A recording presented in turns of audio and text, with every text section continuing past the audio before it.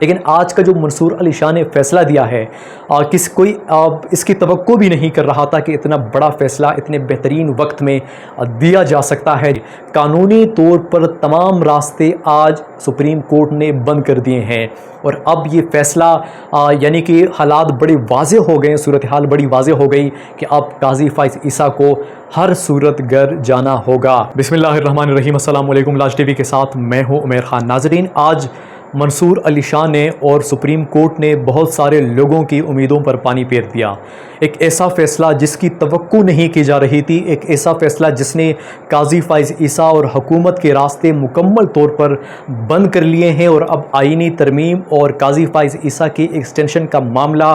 ختم ہو چکا ہے۔ اب انہوں نے جو خواب دیکھے تھے پاکستان تحریک انصاف کو مکمل طور پر منظرنامے سے ہٹانے کے لیے، اس کے لیے قاضی فائز عیسیٰ کو باقاعدہ طور پر ایکسٹینشن دی جا رہی تھی اور اس کے لیے آئین میں ترمیم کی جا رہی تھی۔ ان تمام چیزوں کے اوپر بات کریں گے۔ آج کا جو فیصلہ آیا ہے وہ فیصلہ کیا ہے، اس کے یہ جو الیکشن کمیشن نے سپریم کورٹ سے وضاحت طلب کی تھی، اس کا بیک گراؤنڈ کیا ہے، پس منظر کیا ہے، اور کل جو بل پیش کیا جائے گا قومی اسمبلی میں، کس جماعت کے پاس کتنے ارکان ہیں اور وہ بل پاس ہو بھی سکے گا اسمبلی سے 2/3 میجارٹی کے ساتھ یا نہیں ہو سکے گا۔ اس تمام چیزوں کے اوپر بات کریں گے، لیکن شروع کریں گے آج کا جو سپریم کورٹ نے اور منصور علی شاہ نے 4 صفحات پر مشتمل جو فیصلہ دیا ہے، جو وضاحتی بیان دیا ہے، یہ وضاحتی فیصلہ دیا ہے،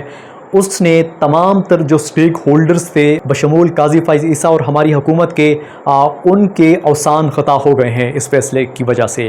وہ اس لیے کہ ان کی اس فیصلے کی توقع نہیں کی جا رہی تھی۔ کل ایک اجلاس ہوا تھا جوڈیشل کونسل کا سپریم کورٹ کے، اس میں جو اٹارنی جنرل ہیں وہ اور جسٹس منیب کے درمیان اسی بات کے اوپر منہ ماری ہوئی دونوں کے درمیان، اور اس کے بعد جسٹس منیب وہاں سے اٹھ کر چلے گئے تھے۔ لیکن یہ اجلاس جاری رہا، اور جو آئین میں ترمیم کے حوالے سے جو ایجنڈا تھا وہ بھی انہوں نے اس میں تیار کیا۔ لیکن ایک بات غور کرنے کی تھی، اور وہ یہ تھی کہ منصور علی شاہ اس اجلاس میں بیٹھے رہے، انہوں نے کسی بھی طرح سے کسی بھی قسم کا کوئی ریئیکٹ نہیں کیا۔ گزشتہ دنوں سے حالانکہ یہ منصور علی شاہ کے خلاف بھی سازش ہے، کیونکہ وہ اب موسٹ سینئر جج ہیں سپریم کورٹ کے، قاضی فائز عیسیٰ کے بعد وہ سپریم کورٹ کے چیف جسٹس بن جائیں گے، لیکن سپریم کورٹ کے قاضی فائز عیسیٰ کو توسیع دینا یا ایکسٹینشن دینا اور آئین میں ترمیم کرنا، یہ ایک طرح سے منصور علی شاہ کے ساتھ بھی زیادتی تھی۔ لیکن انہوں نے بظاہر کوئی بات نہیں کی، انہوں نے عوام کے سامنے یا ان کو محسوس ہونے نہیں دیا کہ میں کرنے کیا جا رہا ہوں۔ یہ ہوا کچھ یوں کہ الیکشن کمیشن میں پاکستان تحریک انصاف کے جو انٹرا پارٹی الیکشن ہوئے تھے، اس کے بعد الیکشن کمیشن نے اسے غیر آئینی یا غیر قانونی قرار دے دیا تھا، اور پاکستان تحریک انصاف کو الیکشن میں جو بلے کا نشان تھا وہ نہ دینے کا فیصلہ کیا۔ پاکستان تحریک انصاف نے سپریم کورٹ میں وہ کیس لے کر گئی، اور وہاں سے قاضی فائز عیسیٰ کی سربراہی میں ایک لارجر بینچ بنا، وہاں پر سماعت ہوئی، اور فیصلہ یہ آیا کہ پاکستان تحریک انصاف کا جو انٹرا پارٹی الیکشن ہے وہ انہوں نے ٹھیک طریقے سے نہیں کروایا، اس لیے انہیں اب یہ جو ان کا جو نشان ہے وہ انہیں نہیں ملے گا۔ یہ سپریم کورٹ نے فیصلہ دیا، قاضی فائز عیسیٰ کی سربراہی میں یہ بینچ تھا، اور الیکشن کمیشن نے اس فیصلے کو جواز بنا کر انہوں نے جو تشریح کی وہ یہ کی کہ اب پاکستان تحریک انصاف اب الیکشن نہیں لڑ سکتی بطور پارٹی۔ وہ اس لیے کیونکہ اگر کسی پارٹی کے پاس انتخابی نشان نہیں ہے تو وہ پارٹی الیکشن کے لیے قانونی طور پر وہ اس قابل نہیں ہے کہ وہ الیکشن لڑے، اور نہ ہی انہیں الیکشن لڑنے کی اجازت دی جا سکتی ہے۔ اس کے بعد پاکستان تحریک انصاف نے سنی اتحاد کونسل کے ساتھ بھی رابطہ کرنے کی کوشش کی، اور انہوں نے وہاں سے بھی الیکشن لڑنے کی کوشش کی۔ اس کے بعد کچھ لوگوں نے اپنا جو بیان حلفی تھا وہ سنی اتحاد کونسل کی طرف سے جمع کروایا، اور کچھ لوگوں نے پاکستان تحریک انصاف کی جمع سے پہلے سے جمع کروایا تھا۔ لیکن جب پاکستان تحریک انصاف کو نشان نہ ملا اور انہیں پارٹی کو بطور پارٹی کو الیکشن سے باہر کر دیا گیا، تو پھر پاکستان تحریک انصاف نے فیصلہ کیا کہ وہ آزاد طریقے سے اب الیکشن لڑے گی۔ 8 فروری کو الیکشن ہوئے، اور پورے پاکستان میں انہوں نے آزاد امیدوار کھڑے کیے، اور پاکستان تحریک انصاف نے وہ الیکشن پارٹی کے بغیر آزاد امیدوار کے اوپر جیتا۔ اس کے بعد جو کیس تھا وہ یہ تھا، اس کے بعد پاکستان تحریک انصاف کے جو کینڈیڈیٹس تھے جو آزاد لڑ کر آئے تھے، انہوں نے سنی اتحاد کونسل کو جوائن کیا۔ اب پاکستان تحریک انصاف نے سنی اتحاد کونسل نے الیکشن کمیشن میں درخواست دی کہ ان کو مخصوص نشستیں دی جائیں، لیکن ان کو یہ نشستیں نہیں دی گئیں۔ اس کے بعد یہ کیس پھر سپریم کورٹ گیا اور وہاں پر یہ ڈسکس ہوا کہ کیا سنی اتحاد کونسل کو یہ محسوس نشستیں دی جا سکتی ہیں یا نہیں۔ دو رائے تھی، ایک تو یہ تھی کہ یہ سنی اتحاد کونسل کو یہ نشستیں مل جائیں گی، لیکن دوسری رائے یہ تھی کہ سنی اتحاد کونسل کو یہ نشستیں اس لیے نہیں دی جا سکتی کیونکہ سنی اتحاد کونسل نے بھی بطور پارٹی الیکشن میں حصہ نہیں لیا۔ لیکن اس کیس کے دوران اور جب اس کے اوپر فیصلہ آیا تو ایک نئی چیز سامنے آئی، وہ یہ تھی کہ یہ تمام نشستیں پاکستان تحریک انصاف کو دی جائیں گی۔ وہ اس لیے کیونکہ الیکشن کمیشن نے جو تشریح کی تھی جو سپریم کورٹ کے فیصلے کی کہ سپریم کورٹ نے پاکستان تحریک انصاف کو بلے کا نشان نہیں دیا تو اب وہ الیکشن میں پارٹی کے طور پر حصہ نہیں لے سکتی۔ سپریم کورٹ نے اپنے آخری فیصلے میں الیکشن کمیشن کے اس تشریح کو غلط قرار دیتے ہوئے یہ جو آزاد امیدوار تھے انہیں پاکستان تحریک انصاف کا حصہ قرار دیا۔ نہ صرف اتنا ہی بلکہ پاکستان تحریک انصاف کے پارٹی کو وہ جو آزاد امیدوار تھے وہ حصہ بننے کے بعد جتنی ان کی مخصوص نشستیں بنتی تھی وہ بھی الیکشن کمیشن کو حکم دیا کہ وہ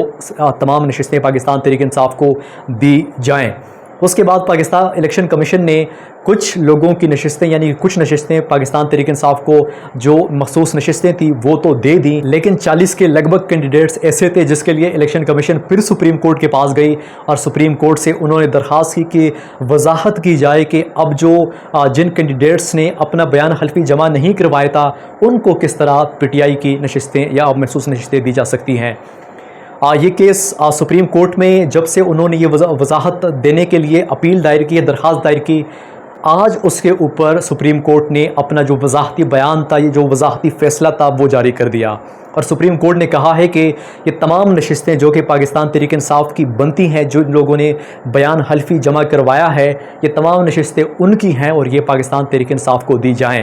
نہ ہی صرف قومی اسمبلی کی بلکہ جتنی بھی صوبائی اسمبلیاں ہیں ان تمام کی نشستیں پاکستان تحریک انصاف کو دی جائیں اور اگر الیکشن کمیشن ایسا نہیں کرے گا تو ان کے خلاف سخت کارروائی کی جائے گی۔ اس کے ساتھ ساتھ ایک اور چیز بھی ڈسکس کی گئی جو آج کا 4 صفوں پر مشتمل جو وضاحتی بیان ہے سپریم کورٹ کا، اس میں ایک اور چیز بھی ڈسکس کی گئی کہ قومی اسمبلی کے اندر اور جتنے بھی قانونی معاملات ہیں اس میں پاکستان تحریک انصاف کے یہ 41 کینڈیڈیٹس پاکستان تحریک انصاف کے کنسیڈر کیے جائیں گے۔ اب یہاں پر صورتحال بڑی مزے کی پیدا ہو گئی۔ پہلے تو یہ جو 41 لوگ تھے یہ آزاد تھے، الیکشن کمیشن نے انہیں آزاد رکھا تھا،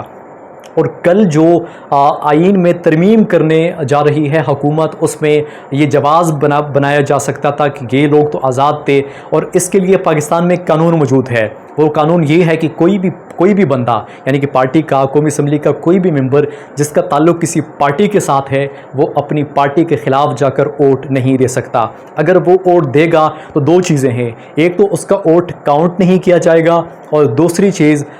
وہ جو سیٹ ہوگی جس کے اوپر وہ ہوگا، جس حلقے سے ہوگا، اس کی سیٹ ختم کر دی جائے گی یا منسوخ کر دی جائے گی، وہ اس کو فارغ کر دیا جائے گا۔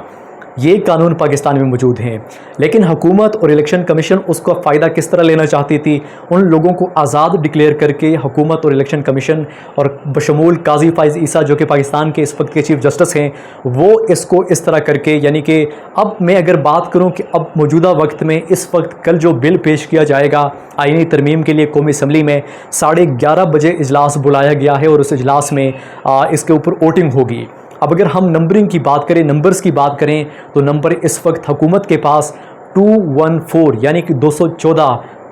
بنتے ہیں۔ تمام جو حکومت ہے جن کے پاس جتنے بھی لوگ ہیں الائز جو ہے ان کا نمبر بنتا ہے 214 قومی اسمبلی میں۔ اس کے علاوہ 8 ارکان مولانا فضل الرحمان جمعیت علماء اسلام کی طرف سے ہیں، لیکن وہ ابھی انہوں نے فیصلہ نہیں کیا کہ انہوں نے کس طرف جانا ہے، وہ اپوزیشن کے ساتھ انہوں نے جانا ہے یا انہوں نے حکومت کا ساتھ دینا ہے۔ لیکن ابھی تک مولانا فضل الرحمان اور JUI مکمل طور پر یہ بات کہہ چکے ہیں کہ کسی بھی طرح سے وہ حکومت کو اس معاملے میں یہ جو آئینی ترمیم ہے اس کو کسی بھی طرح سے سپورٹ نہیں کرے گی۔ اب اگر مولانا فضل الرحمان کی ان 8 سیٹس کو بھی 214 کے ساتھ ملا لیا جائے تو یہ تعداد بنتی ہے 222 اور حکومت کو چاہیے 224 یعنی کہ مزید 3 ووٹ ان کو کہیں سے ارینج کرنے پڑیں گے۔ لیکن اب سوال یہاں پر یہ اٹھتا ہے کہ وہ ارینج کیسے کریں گے؟ قانونی طور پر تمام راستے آج سپریم کورٹ نے بند کر دیے ہیں اور اب یہ فیصلہ یعنی کہ حالات بڑے واضح ہو گئے ہیں، صورتحال بڑی واضح ہو گئی کہ اب قاضی فائز عیسیٰ کو ہر صورت گھر جانا ہوگا اور یہ ضروری ہو گیا ہے۔ لیکن اس کے ساتھ ساتھ اگر ہم دیکھیں تو حکومت نے کہا ہے کہ اگر ہمارے نمبرز پورے نہ ہوئے، ہم آئینی ترمیم اگر نہیں کر پائے تو پھر ہم قانون جو جس طرح بن سکتا ہے یا جس میں کوئی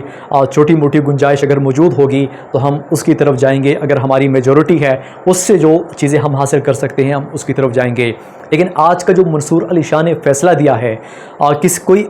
اس کی توقع بھی نہیں کر رہا تھا کہ اتنا بڑا فیصلہ اتنے بہترین وقت میں